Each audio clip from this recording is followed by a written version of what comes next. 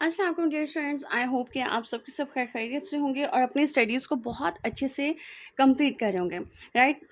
Last में हम लोगों ने पेनक्रियास और पेनक्रियाटिक हार्मोन्स के बारे में पढ़ा था, उसके हार्मोन्स, उसके एंडोक्राइन एक्सोक्राइन फंक्शंस के बारे में पढ़ा हम लोगों ने। और उसके बाद थोड़ा बहुत हम लोगों ने फंक्शंस देखे, इंसुलिन, ग्लूकागॉन, सोमेटोस्टेटिन और पॉलीपेप्टाइड सेल्स के। आज हम लोग डिटेल में पढ़ेंगे कि इंसुलिन होता क्या है, उसकी केमिस्ट्री क्या है, और इसके अलावा हम लोग इसके बारे में पढ़ेंगे कि इंसुलिन की सिक्रीशन किस तरह से होती है, उसकी डिग्रेडेशन किस तरह से होती है, उसके फार्माकोलॉजिकल इफ़ेक्ट्स क्या हैं, उसके थेराप्यूटिक इफ़ेक्ट्स क्या हैं, फार्माकोकाइनेटिक्स क्या है, और लास्ट में हम लोग उसकी जो प्रिपरेशंस अवेलेबल हैं for the treatment of the diabetes, उसके बारे में भी हम लोग स्टडी करेंगे। Right, let's start our lecture. हम लोग कहते हैं कि इंसुलिन क्या चीज़ है। वो एक छोटी सी प्रोटीन है, ठीक है, जिसका मॉलिक्यूलर वेट कितना है, 5808। इसके अंदर तकरीबन 51 amino acids molecules mean amino acids आपस में जुड़े हुए होते हैं, यानी कि बिल्कुल बीड्स की तरह छोटे छोटे से बीड्स हों, ठीक है, मोती हों, जो कि आपस में परोए हुए होते हैं। और वो कितने मोती हैं? वो 51 अमाइनो एसिड्स हैं, जो कि किस तरह से अरेंज हुए हुए होते हैं? टू चेन्स के फॉर्म में अरेंज हुए हुए होते हैं। और ये दो चेन्स कैसे कहलाती हैं? ए चेन और बी चेन कहलाती हैं। ये ए चेन और बी चेन दोनों के दोनों आपस में कैसे जुड़ी हुई होंगी? थ्रू द डाइसल्फाइड या बाईसल्फाइड ब्रिज, एस यानी कि बाईसल्फाइड ब्रिज के जरिए ये आपस में जुड़ी हुई होती है। अच्छा, यहाँ पर जैसे कि अभी हम लोग देख रहे हैं कि ये एक प्रोटीन है, स्मॉल प्रोटीन है, इसी वजह से हम लोग इस इंसुलिन को जो है वो ओरली इनटेक नहीं करते।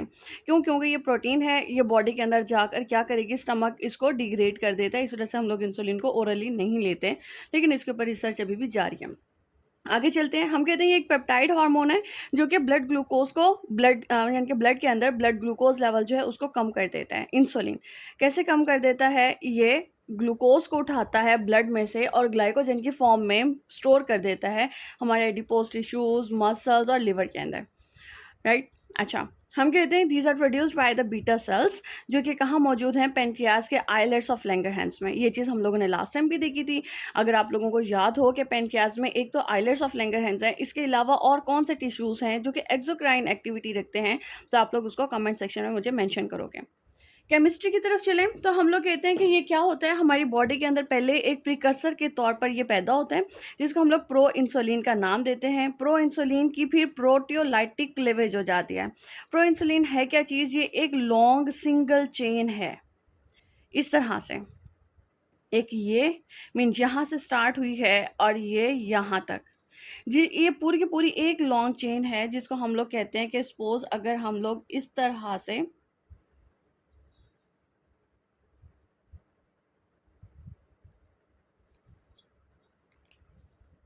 बात कर लेते हैं कि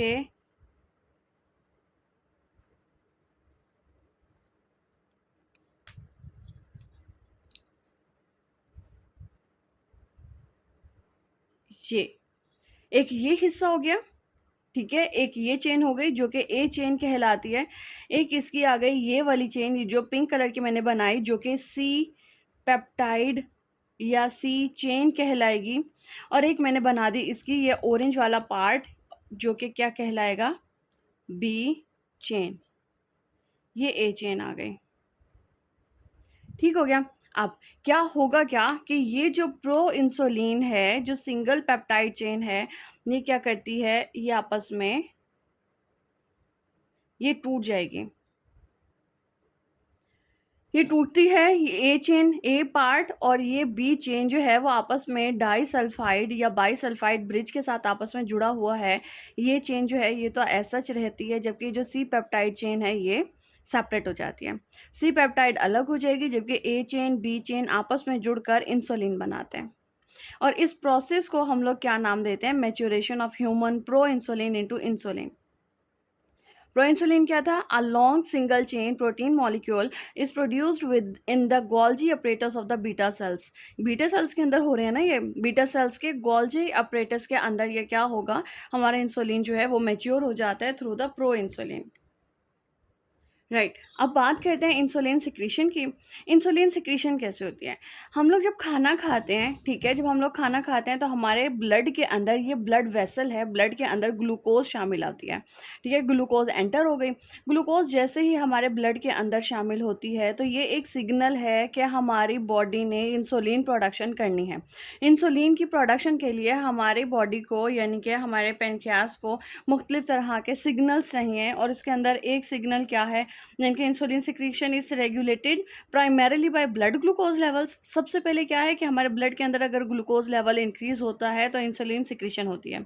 इसके अलावा मुख्तलिफ तरह के amino acids like leucine, alanine या फिर दूसरे हार्मोन्स या जैसे कि ग्लूकागॉन या फिर ऑटोनॉमिक मीडिएटर्स, इनकी प्रेजेंस में क्या है, इंसुलिन सिक्रीशन होना स्टार्ट हो जाती है। और इसके अंदर प्राइमरीली पहली तरजीह क्या है कि ब्लड के अंदर जब ग्लूकोज कंसंट्रेशन इंक्रीज होगी तो क्या होगा कि हमारे जो पेनक्रियाज में जो आइलेट्स ऑफ लैंगरहैंस के अंदर बीटा सेल्स मौजूद हैं, वो क्या करते हैं, वो इंसुलिन की प्रोडक्शन करना स्टार्ट करते हैं और ब्लड में शामिल करते हैं। कैसे करते हैं कि ग्लूकोज जैसे ब्लड में आया है, ये हमारे बीटा सेल्स के अंदर एंटर होता है थ्रू द GLUT2 रिसेप्टर्स।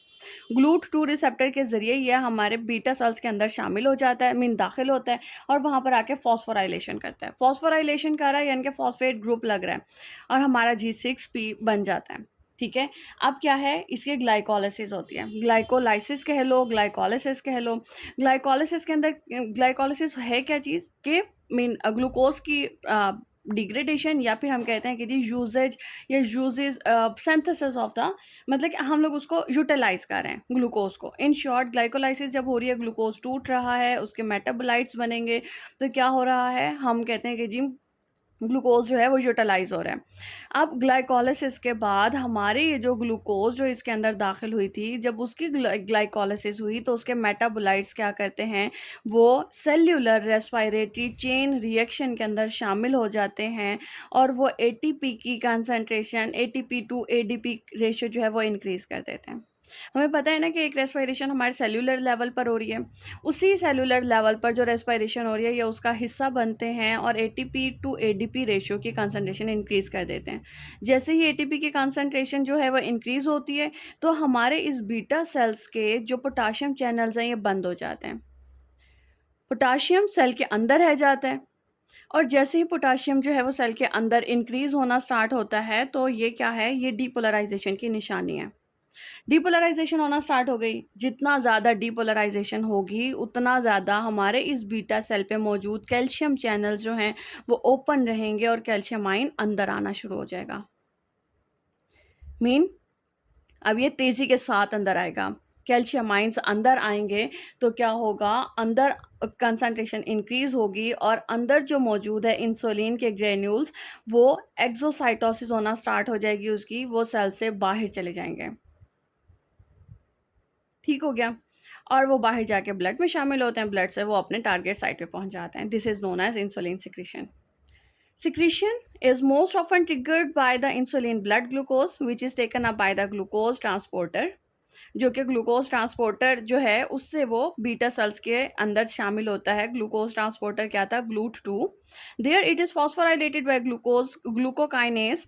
यहाँ पर ग्लूकोकाइनेज एंजाइम की मदद से ये इसकी फॉस्फोराइलेशन होती है और ग्लाइकोलिसिस होती है। ग्लाइकोलिसिस मतलब कि ग्लूकोज का इस्तेमाल हो रहा है, और अब ग्लाइकोलिसिस के नतीजे में जो ग्लूकोज के मेटाबोलाइट्स हैं वो दाखिल होते हैं mitochondrial respiratory chain and generate ATP. ATP का लेवल बढ़ेगा तो causes a blockade of potassium channels, तो वो पोटाशियम चैनल्स की कंसंट्रेशन को क्या करेंगे, वो ब्लॉक कर देंगे, और वो it can lead to the membrane depolarisation, और वो डीपोलराइजेशन की वजह बनते हैं and an influx of calcium ions, और जो कैल्शियम आइंस हैं वो तेज़ी के साथ अंदर आना शुरू हो जाएंगे। अब जब कैल्शियम लेवल जो है वो सेल के अंदर इंक्रीज हो गया तो क्या होगा, कॉजेज पल्सेटाइल इंसुलिन एक्सोसाइटोसिस, तो एक बहुत बड़ी मिकदार में इंसुलिन जो है वो बाहर की तरफ चली जाएगी।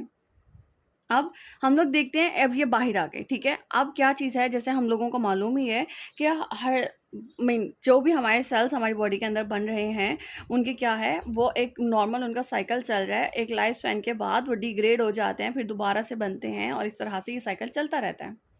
बिल्कुल इसी तरह से इंसुलिन जो है उनकी भी डिग्रेडेशन होती है हमारी बॉडी के अंदर। Liver and kidneys are the two main organs, ये दो मेन ऑर्गन्स हैं that remove insulin from the circulation, जो कि सर्कुलेशन को रिमूव करते हैं, जिसमें से बेशतर हिस्सा जो है इंसुलिन की डिग्रेडेशन करने का वो लिवर के ज़िम्मे है। Liver 60% of the circulating insulin उसको डिग्रेड कर देता है, ठीक है, जबकि 35 to 40% जो है वो कौन डिग्रेड कर रहा है, किडनीज। इंसुलिन की हाफ लाइफ जो है वो 3 to 5 मिनट्स की है, ठीक है, 3 से 5 मिनट के बाद जो है ना वो उसकी वो मीन उसकी टोटल जो हाफ लाइफ है वो 3 to 5 मिनट्स की है। ठीक हो गया। इसके बाद हम लोग कहते हैं सर्कुलेटिंग इंसुलिन, अगर तो कोई नॉर्मल पर्सन है उसके अंदर बेसल इंसुलिन वैल्यूज़ कितनी है, 5 to 15 माइक्रो यूनिट्स। और अगर हम लोग बात करते हैं कि हमारे पास जो एक एक फैट स्टेट मीन जब इंसान खाना खा रहा होता है ड्यूरिंग मील, तो उस टाइम पर उसकी जो ग्लूकोज वैल्यू है, सॉरी इंसुलिन वैल्यू जो है वो कितना होगी, 60 to 90 माइक्रोन यूनिट पर ml। ठीक हो गया। अब हम लोग फार्माकोलॉजी की बात करते हैं इंसुलिन की, कि इंसुलिन की मेन इफ़ेक्ट क्या होता है, उसका फार्माकोकाइनेटिक इफ़ेक्ट क्या है, वो किस तरह से काम दिखाती है, और किस तरह से भी हम लोग उसके थेरापेटिक इफ़ेक्ट्स को देखेंगे कि बॉडी के अंदर जाकर वो हमारी बॉडी के साथ क्या करती है। पहले पहले हम लोग फार्माकोकाइनेटिक्स यानी कि effect of the body on the insulin, effect of the body on the drug, वो क्या है। हम कहते हैं इंसुलिन जो है वो एक पॉलीपेप्टाइड है जिसकी वजह से it can be degraded by the GIT. तो हम लोग उसको ओरली अगर ले रहे हैं तो वो डिग्रेड हो जाएगी थ्रू द जीआईटी। जैसे हम लोग उसको ओरली नहीं लेते, हम लोग उसको सबक्यूटेनियसली लेते हैं, ठीक है। और वैसे हम लोग कहते हैं इनहेल्ड इंसुलिन जो है वो भी अवेलेबल है। और in hyperglycaemic emergency regular insulin given, हम लोग रेगुलर इंसुलिन भी देते हैं, ठीक है, आईवी देते हैं हम लोग। और कॉन्टीन्यूस सबक्यूटेनियस इंसुलिन इन्फ्यूजन भी हम लोग अप्लाई करते हैं, एडमिनिस्टर करते हैं, जिसको हम लोग इंसुलिन पंप का नाम देते हैं। ये भी एक मेथड है इंसुलिन डिलीवरी का। अगर हम लोग मैकेनिज्म ऑफ एक्शन की बात करें, तो ये जो आपके पास इंसुलिन है, ये क्या है, ये हम लोग टाइप 1 और टाइप 2 डायबिटीज़ दोनों के अंदर हम लोग इस्तेमाल करते हैं। हम कहते हैं एक्सोजीनस इंसुलिन, यानी कि बाहर से जो हम लोग इंसुलिन दे रहे हैं, ये दी जाती है किसके अंदर, टाइप 1 डायबिटीज़ में, ताकि इंसुलिन की जो सिक्रीशंस है ना, उसको हम लोग मीन जो एब्सेंट सिक्रीशंस है उसको हम लोग रिप्लेस कर सकें।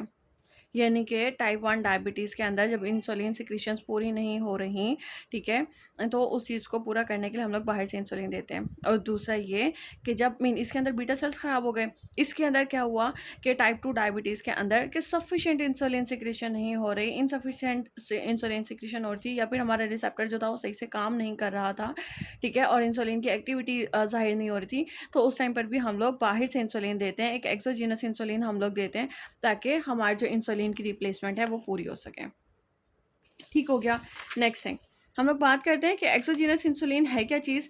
एक्सोजीनस इंसुलिन एक सिंथेटिक इंसुलिन है जिसको हम लोग बॉडी से बाहर बनाते हैं, किसके ज़रिए, रिकम्बिनेंट डीएनए टेक्नोलॉजी के ज़रिए।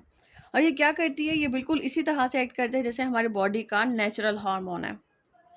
It facilitates the movement of glucose from the blood stream into the cells. ये जो एक्सोजीनस इंसुलिन है, ये करेगी क्या, ये हमारी ब्लड से ग्लूकोज को उठाती है और उसको जाकर मसल्स और फैट्स के अंदर जाकर उसको स्टोर कर देती है, to be use as a energy के तौर पे, ताकि बाद में इस्तेमाल की जा सके।